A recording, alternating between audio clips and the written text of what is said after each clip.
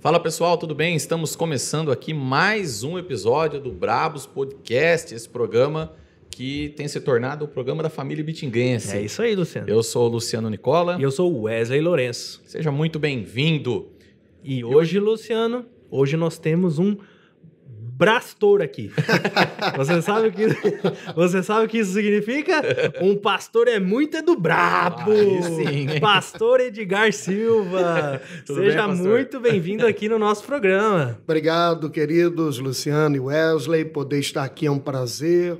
Poder participar deste canal, deste programa, que já tem entrado nos lares, abençoado vidas, né? E tem sido algo assim que verdadeiramente tem levado entretenimento e também curiosidades.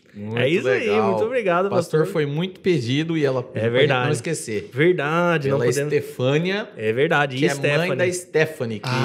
Sim. que trabalhou no posto. Que Nossa, maravilha. A todo Stephanie, dia... eu acho que é do ministério... Não, é tudo da igreja do pastor Sim, Edgar. sim, Tanto a são Stephanie membros quanto lá a da igreja. Estefânia. Eu só não lembro de que ministério que a Stephanie é. Como Ela assim, que faz ministério? Parte, eu acho que não sei se é do A Ministério Infantil. Stephanie, ela faz parte do Ministério Infantil, da Isso. Mocidade, e ela também faz parte do trabalho que recentemente iniciou o grupo de gestos na igreja. Olha que legal. Olha que bacana. Show de bola. E elas mandaram um grande abraço pro pastor. Obrigado. Um Stefânia, abraço. eu não esqueci, viu? Falamos, Tá hein? falado aqui. Ela falou que ela ia divulgar para um monte de gente esse programa. Que bacana. Obrigado, Stefânia. Vamos então falar daqueles brabos que Vamos. ajudam a gente a manter esse programa funcionando aqui junto com a gente. É isso aí. E o primeiro brabo que nós vamos falar é a Detecta. E a Detecta Vamos lá. nós temos aí um Opa. videozinho que nós podemos Deixa ir eu pegar passando aqui. enquanto nós vamos falando. Vamos lá ajudar. então. É isso. Detecta monitoramento de alarmes 24 horas e rastreamento de veículos também, Luciano. Sistema de segurança 24 horas para sua casa, para sua empresa e até para sua propriedade rural. A Detecta também conta com toda a linha de câmeras via acesso remoto por celular, ou seja, com o celular você fica ali de olho. Na Detecta, você tem a proteção de muros com cercas elétricas, sensores de perímetro, concertina clipada dupla, né? Esse negócio de concertina aqui, ó. Isso aqui é o bicho. Esse negócio aí é do mal. tanto que o É do Trump- mal não, é do O bem. Trump colocou Quem isso daí pede o mal. no alto do muro para impedir que os mexicanos pulem pros É Estados verdade. Unidos. Diz que se você relar num negócio desse daí, pra cair no chão é direto pro hospital. É. Na Detecta você tem a proteção então de muros, cercas elétricas e etc. Na Detecta também o seu monitoramento é feito pelo celular. Então pelo celular você tem os registros, entradas, saídas, você fica ali de olho em tudo. Segurança não é força, Luciano, é estratégia. isso Detecta monitoramento 24 horas. Peça um orçamento sem compromisso, telefones e links na descrição e na tela. E se você quiser saber mais, acesse www.detectamonitoramento.com.br ou escaneie aqui o QR Code aí perto aí da sua tela que vai aparecer em qualquer momento. Belezinha. E o segundo patrocinador aqui, o segundo brabo que está nos ajudando aqui, é o Gedielson Rodrigues, Engenharia e Arquitetura. O Gedielson, ele faz casas de alto e médio padrão. É verdade. Nossa, é verdade, né? Tem umas fotinhas aqui para mostrar aqui do trabalho do Gediels. Tá prestigiando aqui o Brabos. Peraí, deixa eu colocar lá para você, que abriu aqui na outra tela. Aê! Ah, olha só. Olha o trabalho. Dá uma olhada nos projetos do homem. Vê se não é brabo.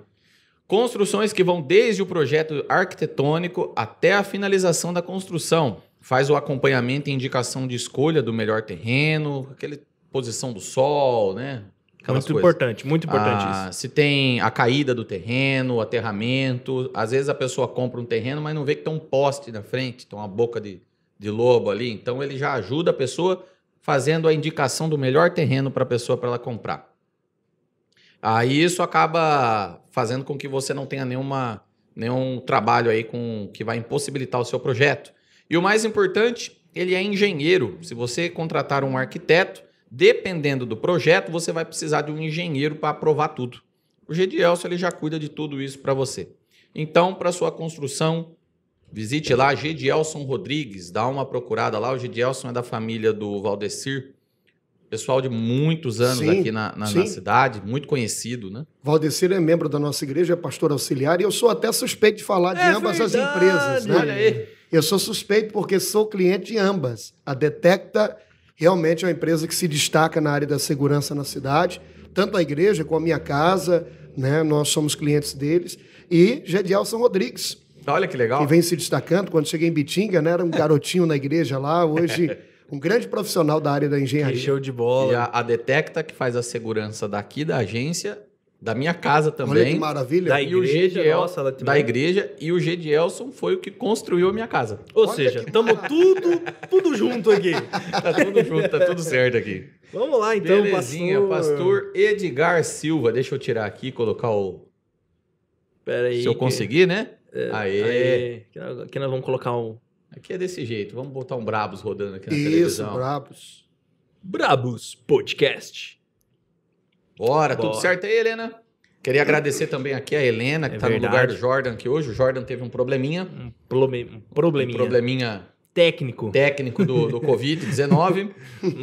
Nosso funcionário que ajeitava a técnica ali pra nós tá em casa, de quarentena. Mas tá bem. Quarentena, mas Tá bem, graças Isso a aqui Deus. importa. Nós fizemos o teste agora no final de semana. É. Graças a Deus, Tamo- estamos limpos. Não pegamos, Que bom. porque nós respeitamos com ele o distanciamento, graças a Deus. Esse é o grande segredo, né? Uhum. E o pastor tá aí, então. Então vamos lá. Vamos Por onde lá. nós vamos começar, Luciano? Olha, eu queria saber, pastor foi crente desde pequeno? Não. Era Eu venho de uma família católica apostólica romana. Olha, que legal. E como é que começou a história do pastor aí No Evangelho? no Evangelho? É interessante essa pergunta, porque eu trabalho no rádio desde que eu tinha apenas 13 anos. Eu entrei Nossa. como recepcionista no rádio. Era um sonho. Mas que cidade, Nossa. pastor? Onde que era? Santa Clara do Oeste, a cidade onde eu cresci. Entendeu? É uma cidadinha, para vocês entenderem, Santa Clara é uma cidade muito pequena, né, de pouco mais de 3 mil habitantes. Seria uma Itaju. Sim. Santa Fé do Sul seria Bariri, Santa Clara, Itaju. Cidades muito próximas, né? O hospital que atende Itaju é Bariri. Então eu nasci em Santa Fé, mas fui criado a vida toda em Santa Clara. A vida toda não, né? Até os 17 anos. E lá foi onde eu comecei. É interessante que eu tinha um sonho desde criança em ser radialista. Eu brincava no fundo de casa, eu criava um estúdio de rádio e nunca tinha entrado no estúdio. Eu brincava, montava lá meu estúdio e eu imitava os radialistas. 5 horas da manhã eu acordava para ouvir o Eli Correia. Aí eu gritava Nossa. lá do meu quarto, filho caçula, para o meu pai, que ele tinha um radinho, né? Pai, coloca o Eli Correia aí. Aí ele ligava o rádio e deixava alto para me ouvir. Aí durante o dia, né? 7 anos, 6 anos, eu imitava. Oi, gente! Então era o meu sonho. Então iniciou uma rádio na minha cidade. Imagina, cidadezinha pequena, uma rádio, se tornou o point da cidade, né? Todo mundo queria ir lá e tal. E o meu sonho era trabalhar lá. E eu conversava direto com o gerente da rádio. Falei, não tá precisando de ninguém e tal. Eu falei, rapaz, entra aqui nem que for para lavar copo. aí me colocaram lá de recepcionista, eu iniciei. Depois fui sonoplasta, produtor de áudio, mas meu desejo era um microfone. E com 15 anos eles permitiram eu pelo menos falar lá o horário, né? Porque tinha um programa gravado às 5 da manhã e eu colocava o radialista, um radialista regional lá, muito conhecido, chamado Marcinho Juste, e o programa era gravado. Então eu colocava a gravação dele, só que a hora não batia, né? E na época não tinha ainda o que nós temos hoje, né? No rádio, esse programa que pode colocar o horário, outra pessoa falando, né? Hoje tem todo esse mecanismo. Então eu entrava lá e falava, né? Bom dia, 5 horas e 35 minutos. Aí depois o camarada falava. E aí foram vendo lá, por que não deixa o menino falar? Já que o outro, a gente percebe, os ouvintes, já que percebe que o programa é gravado, o menino tá aí falando do horário, aí liberaram eu para começar a mandar abraço. Aí eu começava a mandar um abraço, um pouquinho. né? Um pouquinho, mandar abraço para o pessoal, os retireiros e tal. Aí foi tirando o outro do ar, porque o outro também fazia um programa à tarde, né? Nem tinha necessidade de ficar colocando ele gravado lá. E aí eu fui começando aos 15 anos, e foi indo. Trabalhei no rádio de 97, fazendo programas seculares até 2009. Passei por algumas emissoras, né? Do interior de São Paulo, Santa Clara, passei em Três Fronteiras, São José do Rio Preto, Aparecido Taboado, Mato Grosso do Sul. Olha, né? Hoje estou no legal. rádio com uma programação evangélica. Olha que legal. Muito bacana. E a questão ministerial aí entrou onde? Aí é que Como tá. é que cruzou esses dois caminhos? No rádio foi o seguinte, né? Eu era muito jovem, eu não tinha carta habilitação, então nós recebíamos propagandas na cidade vizinha de Santa Fé do Sul. Aí eu precisava de um motorista. E Jonas Cordeiro, ele era contratado para fazer esse trabalho, para dirigir, eu ia lá no comércio e receber. E, de repente, uma coisa interessante que aconteceu. Ele tinha acabado de se converter, né? Até então ele não era convertido ao evangelho. E ele disse, Edgar, posso passar na casa da irmã Terezinha? Aí eu falei, mas para quê? Não, depois que a gente receber, só para conversar um pouquinho com ela e pedir uma oração por mim. Eu falei, tudo bem, mas me deixa fora disso. Eu não quero saber dessa conversa, né? Eu não curtia muito os evangélicos, né? Tinha um pouco de aversão. E eu vinha de uma família muito carola mesmo, né? Meus pais pernambucanos, devotos de Padre Cícero, Frei Damião. Então, sim, imagina só, né? Tanto é que meu pai, quando ele se referia aos evangélicos, ele falava os protestantes.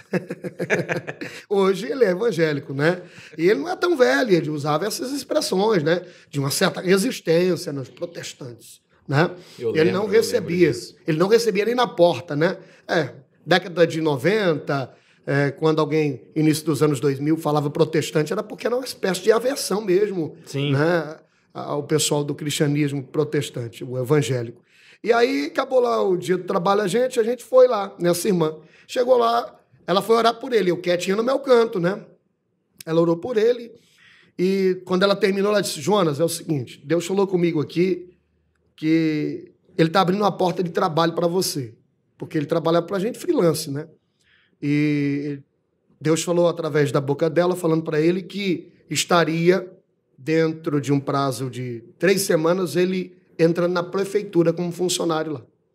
E ela disse, tem mais, Deus já preparou tua esposa. Daqui 3 meses, vocês vão começar a namorar. E a tua esposa está dentro da mesma igreja sua, e vocês vão se aproximar, vão orar, e vai se confirmar, e vocês vão casar. Eita, aí olhou para mim, e disse, e você, Deus te chamou desde o ventre da tua mãe para ser pastor. Quando ela disse aquilo, eu fui educado, né? Fiquei calado, não disse nada, mas quando entrei no carro eu disse, nunca mais, Jonas, nunca mais você me faça passar por uma situação dessa. Eu estou extremamente aborrecido. Já se viu? Se ela fala que eu vou me converter, eu ia ficar bravo. Falar que eu vou ser pastor. Ah, não, essa mulher tá louca. Ela tá louca. Eu já não acredito nisso mesmo. Agora me aborreci e o culpado é você. E o Jonas ficou calado e viemos embora. Quer saber? 3 semanas depois, eu tô saindo de casa para ir pra rádio. Quem é que passa no carro da prefeitura? O Jonas. O Jonas. Contratado. Fez assim na minha cabeça. A profecia da mulher se cumpriu. Na época eu não sabia que era profecia, não entendia. Pensei, que a mulher disse se cumpriu. Uhum. Falei, que negócio é esse? 6 meses depois, tá o Jonas passando na frente de casa, casado, com a irmã. Não, de mão dada com a irmã. E era a irmã da igreja que eu sabia. Rapaz, e casou com a irmã. 6 meses depois, estava casado os dois. E aí me assustou. Eu falei, rapaz, a primeira coisa que a mulher falou, bateu. A segunda também. Esse negócio de... Só tá faltando a terceira. Eu disse, Senhor, eu não quero isso não, eu não desejo não. E foi algo tão forte que depois, quando eu me converti, porque a minha conversão ela veio através de uma enfermidade, né? Eu conheci Jesus para valer quando foi descoberto um tumor na minha cabeça. Fiquei desenganado e tal. Eita. Foi quando eu tive uma experiência no hospital muito forte. O que aconteceu?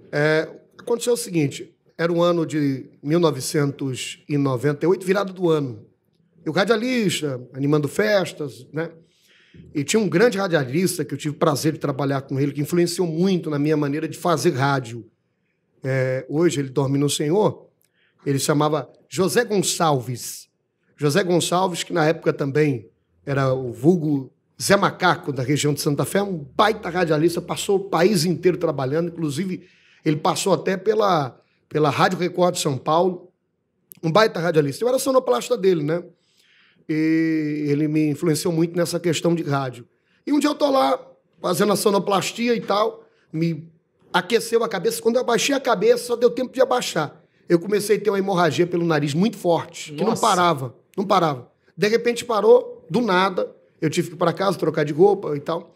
Aí a minha mãe falou, fica tranquilo, isso é alguma veiazinha, veizinho, né? Que estourou. Sempre pensa isso, né?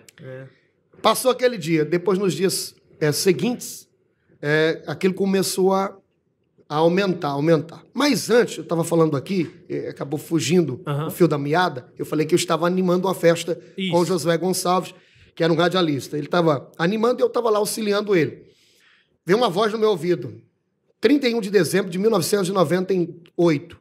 Porque o ocorrido do sangue, deixa eu falar aqui da hemorragia, foi depois, no dia 27 de janeiro de 99. No dia 31, nós estamos lá animando, último dia do ano. Passou a virada do ano, veio uma voz na minha cabeça: você vai morrer, você não vai viver. Aqui foi tão forte que eu saí do evento, acabou o evento para mim. Fui embora para casa. E meus pais estavam lá, porque eles não participavam desses eventos, e tal. Falei para minha mãe falou: coisa da tua cabeça. Quando chegou no dia 27, eu tive essa hemorragia, 27 de janeiro, ou seja, 27 dias depois. Eu nem me lembrei dessa situação. Fui para casa, minha mãe disse: é só um vasinho e tal. E depois continuou seguindo. Foi quando eu lembrei da voz, que tinha dito aquilo na minha cabeça. Eu falei, realmente. E aí eu comecei a passar por mão de vários especialistas, otorrinolaringologistas, sabe? Os melhores da minha região. E ninguém dava jeito. Eu ia para o pronto-socorro, que na época não tinha UPA, isso é 1999, eu ia 3, 4 vezes por dia para controlar a hemorragia. Uma certa feita... ficava sangrando. Sim, uma certa feita eu levantei a cabeça na hora de uma grande hemorragia e esguinchou 1,5 metro da minha cabeça na parede. Você percebe que era um sangramento com pressão. Sim. Né? Não era só um sangramento daqueles que escorre de vasinho. Você saía com pressão, né? Exatamente. Aí eu passei por um otorrinolaringologista, ele me internou, me hospitalizou. Quando eles obstruíam as narinas para... de certa maneira, conter hemorragia, a hemorragia ficava interna. Nossa. Era um negócio fora do normal. E eu me lembro quando eu saí lá do hospital, esse otorrino pediu para que eu pudesse com meu pai, um garoto de 15 anos, eu tinha 15 anos, né? 99, ele disse para que a gente passasse no consultório dele, que ele ia queimar a veia, né? Via laser. Hoje é uma forma muito conhecida, né? De tratar. Não sei se vocês já passaram por um otorrino, né? A cadeira dele é bem similar à de um dentista. Dentista, né? Só que bem maior e tal. Eu deitei nela, levantou colocou um laser na minha narina, de repente a cadeira queimou. A cadeira parou de funcionar? Parou de funcionar. Queimou o equipamento lá. E ele ficou, sabe, eu vi que ele estava nervoso. E meu pai falou: doutor, faz o que for preciso, eu pago o que for preciso. Minha família é simples, mas precisava vender a casa, meu pai falava, né? E ali ele falou: queimou aqui, eu vou chamar um técnico, eu acho que foi só fusível, mas estou sem um fusível, volta à tarde. Se ele tivesse queimado a veia, que não era veia, não era vaso, não era nada, era um tumor do tamanho de uma laranja, eu tinha morrido esgotado, porque o tumor estava em cima de uma veia. Por isso que eu tinha hemorragia, né? E é uma espécie de tumor que se alimenta de sangue. É benigno, mas se alimenta de sangue. Então as pessoas vão morrendo esgotadas. E aí, se ele tivesse queimado, eu tinha morrido. O médico falou, o próximo médico que me atendeu. Meu pai não sentiu segurança, não voltou à tarde lá. Entendi. Já foi uma providência divina, né? Para não deixar ele fazer isso. Levou em um outro especialista mais antigo da cidade de Santa Fé do Sul. E ele tirou lá os mais antigos chamam chapa, né? Fez uma radiografia. Isso, exatamente, radiografia.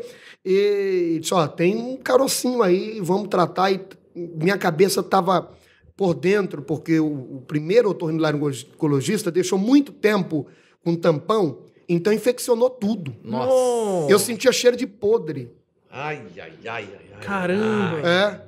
E aí ele me hospitalizou de novo para tratar aquilo lá, que estava tudo inflamado. Sim. Eu estava apodrecendo. Tá entendendo? Ninguém tinha tido ainda a real dimensão do problema ainda. Não.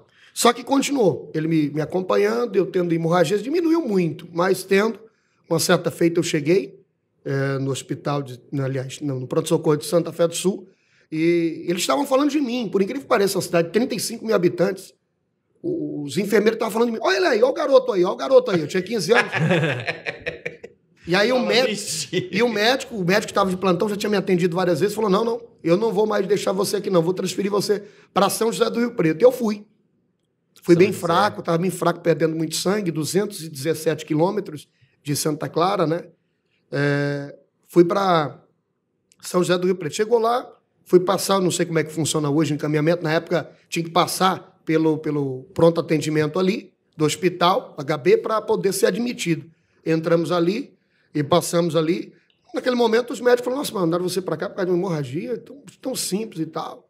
Aí direcionou, eu fui hospitalizado e tal, me direcionaram para especialistas, e os especialistas lá, eles falaram, mas isso aqui é tão simples. Quando eles colocaram uma câmera no meu nariz, eles assustaram, aí chamaram outros médicos, reuniu toda aquela equipe, e um garoto de 15 anos não entendia nada do que eles estavam falando. E, de repente, eles disseram, saiu todo mundo e ficou o chefe da equipe. Eles falaram, olha, ele falou para mim, nós vamos fazer tudo que for possível, meu pai junto, mas nós não garantimos a sua vida. Nossa, vixe. Aquilo foi um baque muito grande. Eu fiquei hospitalizado, fiquei meio depressivo. Mas já tinham descoberto o câncer? Já. Era um câncer benigno, só que aí precisava fazer o exame. Só que eles já tinham conhecimento. Eles sabiam que tinha que remover o tumor, porque senão continuaria com hemorragia. E a remoção que era perigosa, porque geralmente esse tumor, apesar de ser benigno, né, felizmente é benigno, graças a Deus, onde ele fica, né? Ele fica em cima de uma veia que está ligada em uma das artérias. Então a perca de sangue é muito grande na hora da retirada. Então só apenas 6% das pessoas que retiravam na época, não sei como hoje está, né? Já se fazem 22 anos, né? Então é muito, 23 anos agora, né? Na época era muito complicado. 6% só das pessoas que tiravam não tinham hemorragia controlável e não morriam. O resto morriam. Caramba. Então, Isso que esguichou longe. Aquele 1 metro. Sim, exatamente. Sim. E o meu sangue, muito fácil de encontrar, né? O O negativo. Qualquer lugar encontra. Né? Nossa. Não, acho que é o pior que tem, né? O mais complicado. Só recebe dele, né? Só recebe dele. Nossa. O meu doa para qualquer doa para todo mundo e só recebe tá entendendo? E faltando sangue no hospital, no Gabi. E aí? E eles foram me enrolando lá no hospital, tratando e tal. E na época, ano de 1999, faço questão de falar aqui de datas, né? Não sei o tempo que nós temos aqui. Não tem tempo. Fica à vontade, o tempo pastor. que o pastor tiver, nós estamos aqui. E engraçado que na época lá, hoje está tudo mudado lá, eu estava no terceiro andar, quarto 318, eu não me esqueço mais. Foi uma coisa que marcou a minha vida. Hoje as alas são diferentes, né? No meu caso, não colocaria hoje numa ala de cancerosos, né? Eu fiquei na ala do pessoal que estava estado terminal. Nossa. Na época era câncer... Não, desculpe-me. Eu ficaria na ala de cancerosos, mas dentro dessa ala, nos dias de hoje, teria os que benignamente é o câncer e os que têm o câncer maligno, né? Para não ter impacto psicológico. Sim. Na época era tudo junto. Quer mais? Na época, ficava todo mundo junto ali. E eu, um garoto, imagina, de 15 anos, eu estava lá no quarto com pessoas de 60 anos, com câncer comendo o pescoço, deformado, não tendo mais o nariz. Eu via pessoas morrer do meu lado ali. Nossa. Imagina a minha cabeça. Foi uma coisa assim terrível. Meu pai ficou desalentado, minha mãe não tinha condição de me ver, minha irmã mais velha foi ter comigo lá para ficar comigo, porque eu tinha 15 anos, não conseguiu, ficou depressiva, e é uma mulher de um temperamento muito forte, de uma personalidade muito forte, foi ficar comigo de acompanhante um cunhado meu. Sabe? Foi um negócio fora do normal. Moral da história. Eu estava lá e eu já fui me entregando. Eu dormia, cruzava os braços assim, sabe, as mãos, para esperar a morte, porque eu ia acordar morto na minha cabeça. Ixi. E aí, de repente, saía do quarto, vizinho, um senhorzinho, meia estatura, e de madrugada ele lá e tirava a minha mão. E ele olhava para mim e falou, você não vai morrer. Eu acordava, Deus tem um propósito na tua vida. Olha. E ele estava no quarto com a mãe dele de acompanhante, que também estava com câncer, mas o dela era maligno, e em estado terminal. E aquilo me incomodava. Eu falei, poxa, nem para morrer eu tenho paz. Esse cara fica me enchendo o saco. Eu já não gostava, desculpa a expressão aqui, tá? Esse camarada tá aqui me perturbando. Nem para morrer eu tô em paz, porque eu já estava entregue. Eu já tinha indagado a Deus como eu, né? Porque, imagina, é isso que passa na cabeça de muita gente. Eu sou um camarada bacana, não faço mal para ninguém, não roubo, não mato. É isso que as pessoas pensam. Por que eu estou passando por essa situação? E aí vinha na minha cabeça, fulano de tal é tão ruim, cicrano não vale nada. Normal, né? A gente, quando não conhece o evangelho, né, a gente se acha mais digno, né? Sim. E depois, quando a gente se converte, ainda a gente tem um pouquinho da síndrome do sacerdote e do levita lá da parábola do bom samaritano. Né? Acha que é mais digno do que todo mundo. E aí, eu fiquei naquilo, né? Eu me entreguei. Bom, teve um dia lá que eu já não tinha força para ficar andando. Eu falei pro meu cunhado, eu vou levantar e vou dar uma andada aí, vai ser a última andada, eu vou morrer. Peguei um monte de soro, sabe? Um monte de soro e saí encostado na parede lá do terceiro andar, sabe? Eu falei, eu vou até o final. né? Parede final lá para dar a última volta, bem fraquinho. Garoto de 15 anos. Pesando naquele tempo, tá pesando uns 50 quilos, 50 e poucos quilos. Nossa. Eu pesava 72, sabe? Tava muito difícil a minha situação. Isso aí sem força nenhuma. Quando eu cheguei no final, parede branca, eu tive uma visão. Uma visão, eu vi pessoas de joelhos, orando. E eu conheci o pastor, que era da minha cidade. Ele já dorme no Senhor, eu faço questão de falar o nome dele, né? Antônio Lima dos Santos, pastor da Igreja Batista da minha cidade. Uma grande referência, um grande evangelista. Fez um trabalho em Santa Clara do Oeste extraordinário. Infelizmente, né? Hoje não tem lá na cidade um reconhecimento, né? Eu até faço aqui um apelo para as autoridades de Santa Clara do Oeste, né? Para ter o devido reconhecimento à memória desse grande pastor, do grande evangelista que avassalou a cidade. Na época lá, não tinha a igreja evangélica, só tinha a congregação cristã, não tinha pentecostal, no caso a Assembleia de Deus, né? Não tinha a tradicional, que era a igreja batista, e ele foi para Santa Clara do Oeste com esse propósito, né? Com o respaldo da igreja batista, que é a sede era em Santa Fé do Sul, para fazer esse trabalho, e fez um trabalho fantástico, fenomenal. Tantos que conhecem o Evangelho e servem a Deus na Assembleia de Deus, como eu e tantas outras igrejas, fruto do trabalho evangelístico, trabalho missionário, podemos dizer assim, década de 90, do pastor Antônio Lima dos Santos, que dorme no Senhor, um grande homem de Deus. E eu vi ele lá orando. Na visão? Na visão. Eu falei, que isso? Eu falei, tô louco.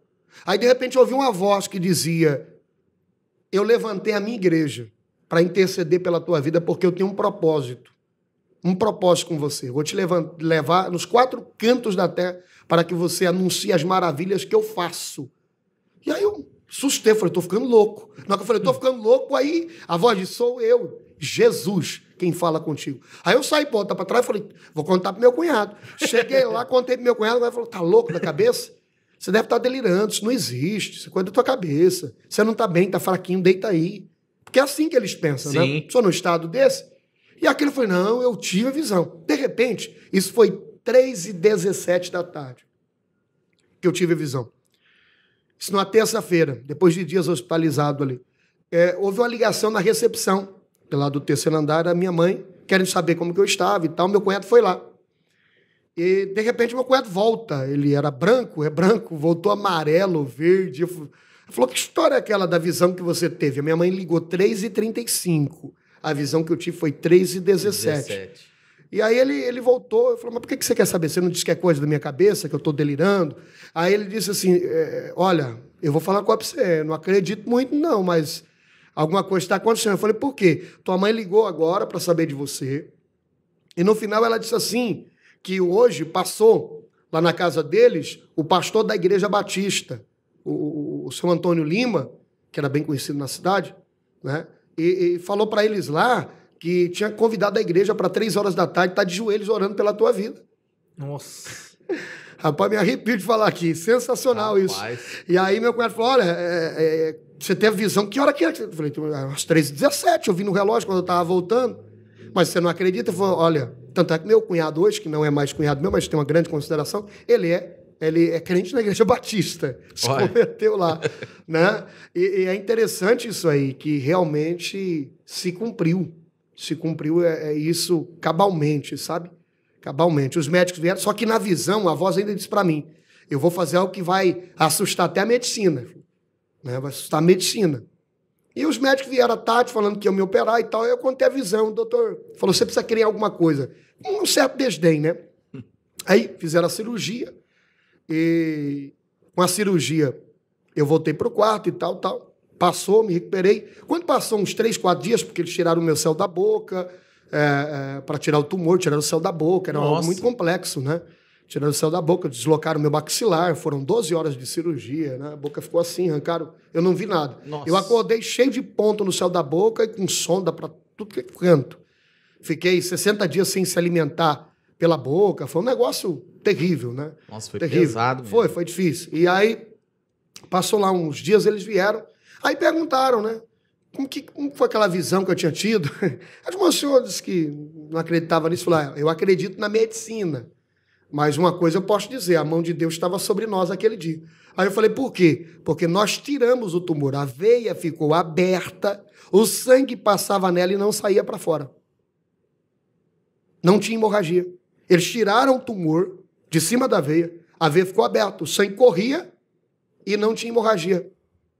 Nossa. Eu não recebi uma gota de sangue de ninguém. E eles não entenderam aquilo. Vamos supor aqui um cano, que você tira uma lasca dele, você vê a água passando, mas não sai. Não tem como, o sangue com a pressão que tem. Então eles ficaram boquiabertos, por eu não ter tido a hemorragia. Né?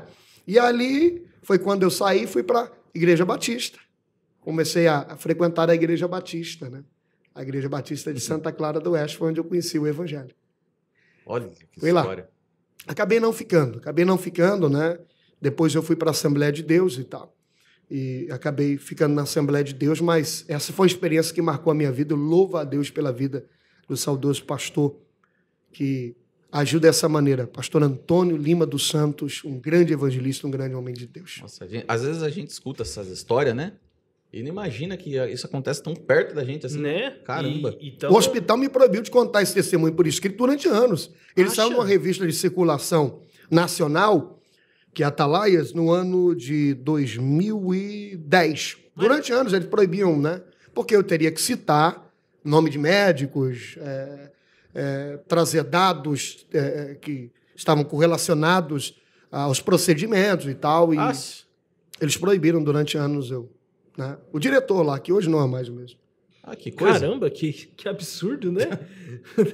Deixa o cara contar o que quiser, né? Pô. Não, contar podia contar, não poderia estar, por exemplo, na mídia escrita, porque era uma revista de circulação nacional. Contar eu contava, em qualquer lugar que eu chegasse, entendeu? Entendi. Mas para entrar numa revista, um exemplo, eu tinha que ter autorização do hospital, porque eu iria usar dados do hospital. Você usar nome de médico, né? Os procedimentos. Exatamente. E teve uma dificuldade também que o doutor Ivan, que era o médico responsável pela equipe, ele já estava nos Estados Unidos e tinha uma dificuldade muito grande para receber autorização, e depois conseguimos e saiu numa revista de circulação nacional esse testemunho. Olha que legal, bem bacana. E de lá, como é que o pastor veio parar aqui? Aí vem outra história muito complicada. Eu não queria ser pastor, de jeito nenhum, uma coisa... Mas já estava congregando? Sim, na Assembleia de Deus. Novo convertido, eu já dava uma palavra. Uhum. Né? Quando eu me converti, por ser profissional da área de comunicação, a gente sabe, hoje melhorou muito, né? Os templos, mas no meu tempo lá atrás, no seu tempo o senhor era garoto, né? Eu já era um rapaz, e o som da igreja era horrível, né? Você falava ai, saía ui. Né? Não, era terrível, né? Terrível. A última coisa que eles se preocupavam, e ainda há muitas igrejas que fazem isso, se preocuparam com o sistema de som da igreja, né? Verdade. E era um problema. Então, quando eu cheguei na igreja, eu vi lá tudo arcaico, né? Tinha um cabeçote, vocês devem conhecer, né? Um amplificador que colocava microfone e tal, tudo antigo. Eu comprei uma mesa de som, levei, dei uma melhorada, precisava trocar as caixas. Falei, pastor, se o senhor quiser, eu cuido do som aqui. Mas não conte comigo com microfone. Não quero saber de microfone. Né? Eu era radialista e tal. E eu comecei a querer sair do rádio também, porque eram programas seculares, eu falava muito, eram programas assim... Seculares era muito músicas obscenas, né? O programa... Eu não estava me sentindo bem, mas tive que estender um pouco, porque era a profissão que eu tinha desde garoto. Claro, com certeza. Né? E aí eu fui me adequando àquela questão. As festas noturnas eu tinha abandonado na época e tal. Já tinha parado de animar, porque eu era DJ também. E fiquei por ali. Aí o pastor começou a me dar oportunidades para dar uma saudação e tal. E eu já recebi o dom da palavra. E ele já cresceu, ele falou, esse menino vai ser obreiro. E eu falei, obreiro não quero ser, não. Porque eu já pensava, pastor. Eu falei, que pastor? Eu quero saber de ser pastor, misericórdia. E aí eu acabei indo para o Mato Grosso, né? Para a cidade de Colíder, onde fiquei ali e passei a servir a Deus ali na Assembleia de Deus de Colíder, sendo assistido pelo pastor presidente era o pastor Antônio Francisco, mas eu ficava na congregação do Jardim Barbieiro, pastor Martinho, um grande homem de Deus, um investidor de talentos. E ele via em mim um potencial de talento, né? E ali eu comecei, falei, bom, se for para ser um porteiro, um auxiliar de pastor, eu aceito. E comecei, só não queria ser pastor. Se falasse de pastor para mim... Aí no ano de 2007, eu recebi o convite, né, para pastorear a Assembleia de Deus, que eu pertencia ao campo, que era a Assembleia de Deus, Ministério de São José do Rio Preto, em Jales. O meu pastor setorial, o pastor André Luiz, ele era pastor em Jales, mas ele viria assumir o setor de Santa Fé. Ele já estava em Santa Fé e Jales. Ele precisava de alguém para a congregação de Jales. Eu disse, não quero de jeito nenhum e tal. E eu estava num projeto de radiodifusão lá. Algo garantido, tudo certinho, investimento. Deus permitiu que eu passasse pela maior aflição até então, naquela época da minha vida.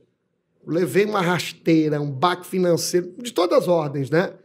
E financeiro, depois problema com documentação e tal. E virou um negócio fora do normal. E aí, Deus falou comigo claramente, né? Ele disse assim, para mim, que ele tinha um propósito de eu pastorear e se eu não aceitasse, ele estaria estreitando os caminhos dos meus sonhos, né? Ele estava me chamando para ver os sonhos dele. Em outras palavras, ou você vai, ou você vai.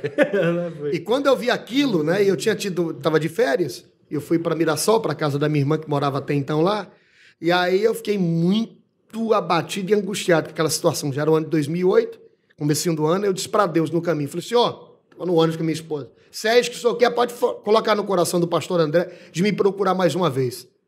Para apacentar onde ele me mandar, eu vou. Orei dentro do ônibus, assim. Porque minha esposa ainda falou, você vai querer sofrer até quando? Nós vamos ficar pagando preço até quando? Por causa dessa obstinação sua em desobedecer ao chamado de Deus. Minha esposa, mais tempo de fé do que eu, berço evangélico, ela já deu no meio, né? Que nem diz o outro, né? aquela palavra de conforto. Acorda aí, toma essa. Aí eu peguei e fiz aquela oração do lado dela, falei com Deus e tal. Cheguei em casa... 17h35. Quando foi 18h30, o pastor estava na porta de casa. Eu fiz a oração, Deus incomodou ele lá em Santa Fé, foi lá em Santa Clara. Irmão Edgar, eu falei, pois não, pastor, presbítero da igreja já pregava e tal, auxiliava. Ele disse, eu vim aqui porque Deus falou comigo. Aí mesmo, pastor, aí eu falando pro senhor, eu dei risada. Pô, menos de uma hora depois, falou, o senhor não pode negar a vocação que o senhor tem. O senhor vai assumir a congregação de Santa Fé do Sul, lá do Centro-Sul, que era um bairro que estava passando por uma transição. Foi uma favela terrível lá. Terrível, terrível. E um prefeito estava mudando. Era chamada Vila União. Era terrível. Criminalidade, droga. E já tinham trocado o nome para quebrar esse estigma aí de bairro da pesada, né? E lá era complicado. Suicídio, tráfico, um negócio complicado. Na hora eu disse, eu vou. Ele assustou, falou, eu vou porque eu fiz uma oração para Deus assim, assim, assim. Se antes de ir para Jales, uma baita cidade, uma mega cidade, Jales, né? Maior do que Santa Fé do Sul, com a estrutura toda, um bom bairro, eu não aceitei. Agora está vindo para a favela, então, né? De alta criminalidade, de uma grande periculosidade na época. E eu falei, não, porque Deus me queria, eu vou. E eu fui. E foi um marco na minha vida ali. Fiquei um ano ali, muitas almas libertas. Foi um negócio sensacional. Assumi a igreja, eu e minha esposa. Olha, o pastor já era casado lá nessa época? Sim, sim, casado, jovenzinho casado, que eu casei bem jovem, casei com 19 anos, e tanto é que eu tô com 37, né, esse ano vou fazer 18 anos de casado. Olha só. Né? Então foi muito tempo, né, muito tempo mesmo, né. Aí o que acontece? Estou fazendo 18 anos, né, e o que aconteceu? A gente assumiu a igreja, só tinha um dono do salão lá no fundo, lá, o pastor de lá veio para Tabatinga, que era um amigo meu, e eu fui para lá. E logo fizemos um trabalho sensacional lá, assim, Deus, com a graça dele, a misericórdia, conseguimos ali granjear muitas almas para o reino, e de lá, depois de um ano, eu fui enviado para a cidade de Rupinéia, de Rupinéia para Ibitinga. Olha que e tá legal. aqui. Tô aqui. Tá aqui em Ibitinga. Vou completar 11 anos aqui, permitindo Deus, dia 18 de julho. 11 anos, pastor. 11 anos. Nossa. O pastor tá lá O pastor tá lá na Missão Atos, né? Isso, Assembleia de Deus, Missão Atos, pela bondade. Putz, muito legal. O pastor também tá fazendo alguns uns programas agora no YouTube, né? Sim, exatamente. Na verdade... Qual que é o canal? Até pro pessoal que tá... Sim, obrigado. Vamos colocar na descrição o canal do pastor. Ótimo. Canal Pastor Edgar Silva. É só procurar Pastor Edgar Silva. O que acontece? Eu tenho um programa na TV Cidade aqui, já desde quando eu cheguei aqui na cidade e tal. E por ter essa facilidade de comunicar-se, né, a gente voltou para o rádio com um propósito desde 2014 de comunicação e tal. Só que um programa diferente, um programa já atrativo, sem ser aquele programa, com todo respeito, carregado, né? Porque o programa, muitos pastores, eles fazem um programa de rádio, e por não ter habilidade com rádio, né? Eles acabam, de certa forma, fazendo um programa meio carregado, pesado. É mais um programa para o evangélico. Né? E quando eu entrei no rádio aqui em 2014, diga-se de passagem, foi a retomada da programação evangélica no rádio aqui de Bitinga, porque tinha parado. Depois de anos, eu apresentei um projeto que eles não queriam abrir espaço. Falei, vamos fazer um programa diferente, com louvor, como se fosse um programa secular, né? Eu mostrei lá o meu currículo do rádio. Ele falou, então faz um piloto aí. Aí fiz, gostaram, e comecei. Programa legal lá e tal. Aquele abraço! Criei lá uns jargões, né? Porque no rádio eu tinha os jargões dos programas tem que ter, seculares. né? Tem que ter. Tem aí que o pessoal começou a gostar e tal, tal. E aí, 11 da manhã, o programa começava 11 da manhã, depois do Roosevelt, que era um programador aqui, tradicional, um radialista da cidade. Sim. E eu segurava a audiência dele. Começou a explodir no rádio aí, né? E aí a gente ficou. Hoje não tem mais a Rádio Bitinga AM, nós temos apenas 5 minutos, 10 para 6 da manhã e 18 horas eu permaneço. Só que aí eu já mudei, uma reflexão, uma oração. E aí despertou em mim, né? Eu falei, poxa, grava uma reflexão para o rádio, segunda a sexta. Muita gente ouve, e é uma reflexão que trata de aspectos da vida. Até porque vocês são pastores e sabem disso, né? A Bíblia fala mais de comportamento do que de fé. Sim. Né? Tem gente que não entende isso. A Bíblia ela não fala tanto de fé como alguém pensa. Acho que a Bíblia ela religiosiza os seus leitores. Não, ela trata muito mais de comportamento do que de fé. Né? A Bíblia é sensacional. Tanto é que hoje, no movimento coach, tem muitos coaches que não são sequer cristãos praticantes como nós, somos chamados nominais, né? Católicos, como eu era, né? Um cristão católico nominal, que dizia ser, mas não ia à igreja. E eles usam a Bíblia para tratar de algumas questões, né? Para treinar o seu público ali e tal. Porque trata muito mais de aspectos relacionados a comportamento do que de fé. E aí eu falei, poxa, eu vou fazer essas reflexões. E eu comecei. E isto expandiu na cidade, né? Pode ver que chegou o horário, às 18 horas, os mercados eles não trocam o de programa. Eles mantêm lá, porque é algo rápido, 2 minutos de reflexão, uma oração. E isso é atrativo. E tem a questão também que o pastor pega todo o rush da cidade. O pega bem a saída das fábricas, a hora eu chego que nos lugares é até engraçado. Né? Os semáforos estão até ajudando o pastor, porque você fica 1 minuto no semáforo aqui da cidade, você fica só ouvindo o pastor. Verdade. 6 horas da tarde, é de praxe. Já. E é engraçado que, na verdade, a pessoa ela acaba ouvindo porque eu começo lá, né? Esse caguete de radialista você nunca perde, né? Acho que nem pode, né? Sei lá, aí eu começo, faz parte. Olá, eu sou o pastor Edgar Silva, tudo bem com você? Então, acabou, o pastor falando que nem radialista, cara, peraí. E aí eu acho engraçado que às vezes eu chego num lugar, né? Esses dias eu até fui surpreendido por alguém, né? A pessoa chegou assim, em mim, foi entregar um objeto em casa, um carteiro, né? Aí ele chegou e falou, o senhor é Edgar Silva? Eu falei, pois não, eu mesmo. Aí a minha voz denunciou, né? Aí ele olhou assim para mim e falou assim, pela voz. Aí ele falou, olá, eu sou o pastor Edgar Silva. Eu comecei a dar risada, sabe? Eu chego no lugar e falo, eu tô conhecendo essa voz, o senhor é um homem que fala no rádio, né? Entendeu? Então foi criando essa marca, né? E essa questão de jargão pega, né? Eu queria esse negócio. Olá, eu sou o pastor Edgar Silva, tudo bem com você? É mesmo. Pega bastante mesmo. É verdade. Eu recebi recentemente um vídeo, até compartilhei no Instagram, foi bacana, de uma criança, rapaz.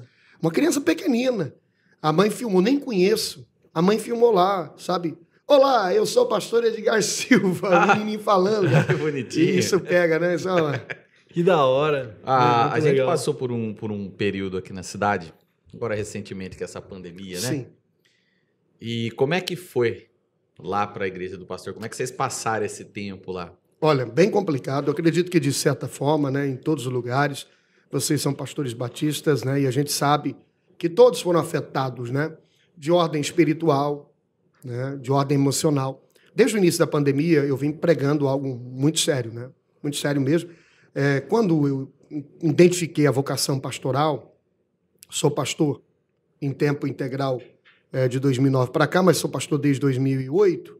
E eu fui me especializando, né? Inclusive, me especializei na área terapêutica, porque há muitos casos que são problemas emocionais e não espirituais. Sim, né? com E aí certeza. o pastor tem que ter essa identificação. E lá atrás, vocês fazem parte do movimento pentecostal, vocês sabem, né? Tudo era demônio. E a gente não sabe que não é bem assim, né? E aí o que acontece? No início da pandemia, eu já avisava os membros lá da nossa comunidade, da Assembleia de Deus Missão Atos. Gente, essa pandemia, ela não é só uma crise sanitária.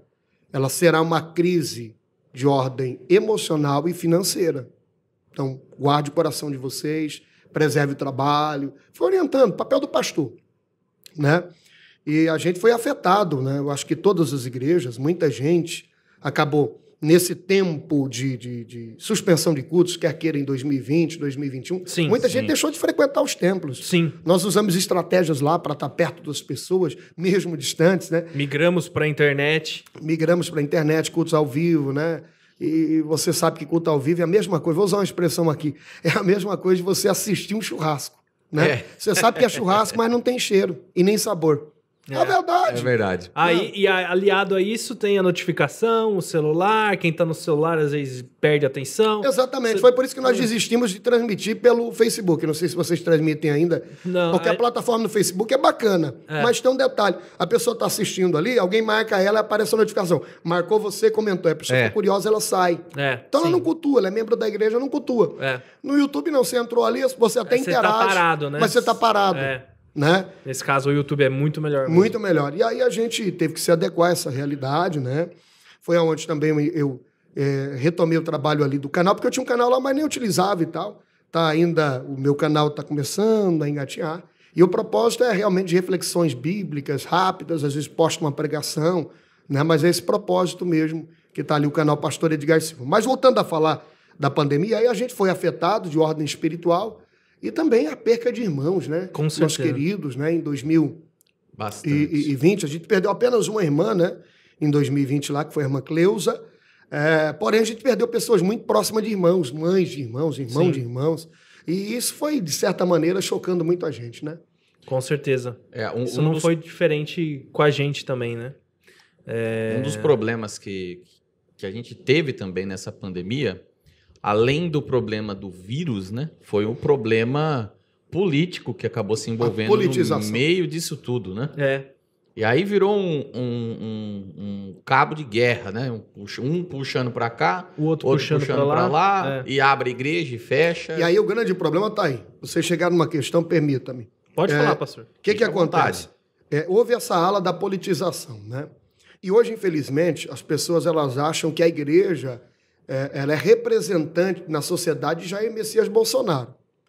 Não, a igreja não... Eu votei particularmente no presidente Jair Bolsonaro. Algumas bandeiras dele convergem com as nossas e outras não. Sim, né? Concordo. E outras não. E aí quem olha de fora acha que a igreja é aquele, sabe... É aquele cidadão cego que está de mão dada com o presidente, não. É o exército dele, né? Exatamente. E não pode olhar dessa forma, porque no ano de 2002 a igreja evangélica apoiou o Lula. Sim. Eu fui eleitor do Lula, né? Eu fui eleitor do Lula em 2002, fui eleitor do Lula em 2006. Então a igreja apoiou, se você procurar historicamente. Por quê? Porque havia bandeiras do Lula que convergia com as bandeiras do cristianismo. Ajuda aos pobres, né? O amor ali para aqueles necessitados. Exatamente. Né? É uma bandeira do cristianismo. Bandeira. Cuidar dos viúvos, dos órfãos e por aí vai. Entendeu? E só que hoje eles não lembram disso. Eles deturparam, né? É que, na verdade, o que acontece? Eles mudaram as bandeiras. Exatamente. Né? Mudaram o trabalho, a filosofia política do Partido dos Trabalhadores, do qual eu fui eleitor em 2002, não só do Lula, mas do governador, do candidato a governo do estado de São Paulo da época, né? Se não me falha a memória, foi José Genuíno. Né? É uma coisa que o pessoal acaba não lembrando hoje, é que naquela época, quem não era do PT não tinha coração. Não tinha, verdade. Naquela época, o PT era totalmente diferente do PT que a gente conhece hoje. Com certeza, não tinha nada a ver. O PT que nós conhecemos hoje é um PT que foi destruído, caíram todas as máscaras, né? Viu-se a corrupção interna, viu-se a verdadeira intenção. E não se tinha aquela ideia de que um movimento de esquerda, de comunismo. Naquele tempo não tinha nada. Não tinha nada disso. E aí o que acontece? Na verdade, o PT, ele na época, como sempre foi desde sua origem, era um partido de esquerda. Mas ele estava parecendo mais um partido de centro. Se você comparando com a questão da história, da maneira que se comportava em 2002 e da maneira que se comporta hoje. Sim. E isso você pode chegar a essa conclusão, historicamente, por causa das bandeiras que eles defendiam e as bandeiras que defendem hoje. Né? Aí o que acontece, então, voltando à questão dos dias atuais, eles olham para a igreja como um apoiador segue mudo de Jair Bolsonaro, e o que eles fazem? Ataca a igreja. Esse fechamento de igrejas, que é algo revoltante, inconstitucional, rasgaram a Constituição brasileira. Eu disse no culto de 2020, gente, se preparem. Estão tirando o nosso direito fundamental, que é o direito de ir e vir. O próximo direito será o direito de expressão. E, pasmem, eu disse num culto de terça-feira, ensinando, um culto de maturidade cristã, estava sendo transmitido. Pasmem, virá dias em que será tirado também o nosso direito, o direito de expressar a nossa fé. E tudo isso aconteceu. É só olhar para os países desenvolvidos. Vamos falar dos Estados Unidos. 5 ações foram movidas na Suprema Corte dos Estados Unidos para poder fechar as igrejas durante a pandemia. Eu estou falando de igreja, seja evangélica, católica, qualquer que for. Qual for o culto religioso que qualquer atividade religiosa, macumba, o que for. Entendeu? Nas 5 vezes que foi movida, as 5 respostas no processo foi a mesma. Não, né? Fala, não. Né? O local de culto é inviolável. O culto é inviolável. Não só o local, mas o culto é inviolável. E isso está na nossa Constituição também. Aí vem a Suprema Corte brasileira, que está fazendo besteira atrás de besteira. Se esconde atrás de uma boa, falsa intenção. Exatamente. Que para mim aquilo ali é... Lógico. Eu vou trazer um dado para você. Pura safadeza. Porque diz que a ciência é observação, correto? Correto. Então, se é observação, eu tenho um dado científico para deixar aqui no ar para os nossos telespectadores aqui. Vamos falar assim, né? Porque está na TV também. Sim. Vamos lá. Eles tomaram essa decisão esdrúxula, tá? Uma decisão incabível. Pautada política, aí né? Nesse viés, exatamente. Nesse viés aí de boas intenções. Sim. Já diz o velho dito popular, de boas intenções o inferno está cheio. Exatamente. Né? É aquela história, aquela velha história. Né? O cara chega, entra na cadeia lá, Deus nos livre e guarda, aí chega lá, aí o camarada que está lá dentro, né? Tem que contar porque que foi preso. Ele fala, qual é a sua caminhada? Diz aí os que já foram presos, né? Sim. E quando chega lá, tem que dizer qual é a caminhada, né? Aí depois o cara que já chegou lá, ele começa a também ficar mais na vontade. E vocês, por que você está aqui? Não, eu não sou culpado. Não tem um culpado lá, né? Só tem inocente. Só tem inocente. Todo mundo gente boa lá. Todo mundo gente boa. Todo mundo lá, tudo jóia. Exatamente. Aí o que acontece? Mesma coisa o Supremo Tribunal Federal. Mesma coisa. Você pode ver as decisões que eles tomam. Gente, é de dar vergonha. Nós estamos vendo eles ferirem a isonomia de poderes. Um ministro com uma caneta, cara. Pegar e mudar um decreto, uma decisão de um presidente da República, de um Congresso Nacional. O Congresso Nacional está acovardado por um ministro que não foi eleito por voto popular. Gente, tem que haver uma mudança rápida. Semana passada foi barrado lá na Comissão de Constituição e Justiça um projeto de lei de um deputado que desde 2016 apresentou para poder inibir, para poder, de certa maneira, restringir as decisões do Supremo Tribunal Federal de forma monocrática contra o Congresso e contra o presidente. Mas os partidos de esquerda se juntaram lá para derrubar. E não passar, e não passou. Aí nós estamos vendo o quê? Estamos vendo a ditadura da toga. Nós estamos diante de ditadores. Quem está governando o Brasil é o Supremo Tribunal Federal. Se não houver uma revolução, vai ter um problema sério no Brasil em breve, gente. Nós estamos às portas de ter uma guerra civil. Com pessoas inflamadas, né? A sociedade está inflamada, indignada. A impressão que tem é que se você riscar um fósforo e jogar, aquilo...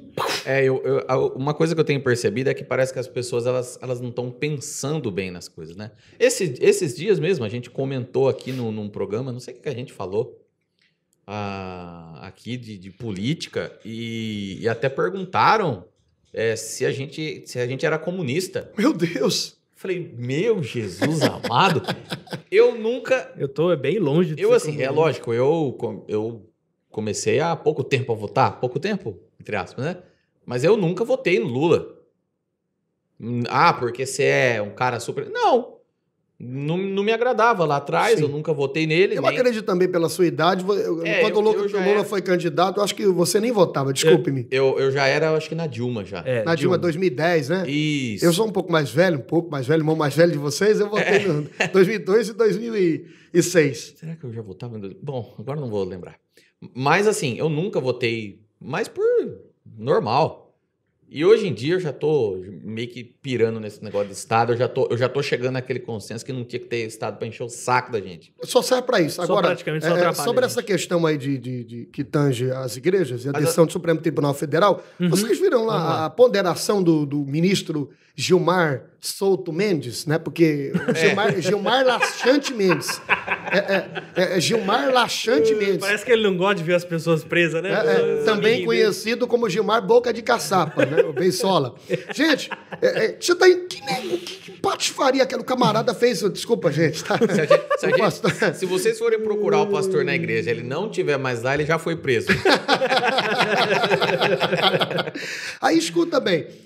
Ele pegou e fez uma comparação. Ele diz que igreja, o ambiente de igreja... Eu vou falar agora sobre a questão da observação, dado científico, porque ciência é observatório. Vamos lá.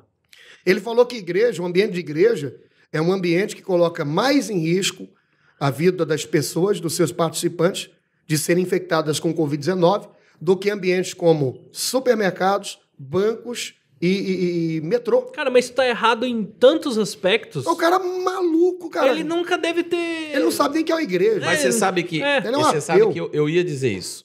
As pessoas que, assim, é o que me parece, que mais criticam, onde já se viu esse negócio de Nunca igreja nem foram. aberta, nunca foram numa igreja. Nunca nem entraram. Devem ter visto alguma mensagem maldita de WhatsApp de aí e acreditam nisso. O Maldita, ministro... como que tá mal falada, né?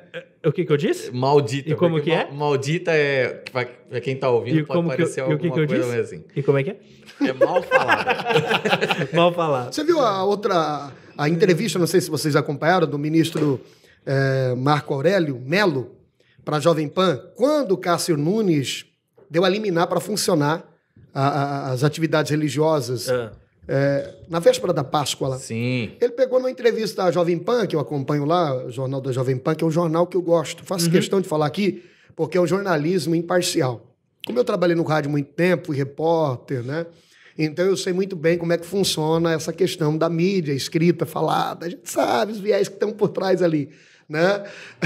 Eu não vou falar... Sempre tem ali alguma coisinha puxando? Eu trabalhei em uma grande rede de rádios aqui do estado de São Paulo, que é ligada, né, a uma grande emissora, e eu sei como é que é o viés ali, tá? O viés ali é bem complicado. Eles puxam mesmo, pastor? Não, isso é claro, tá claro. Não, isso aí tá claro. Você tá entendendo?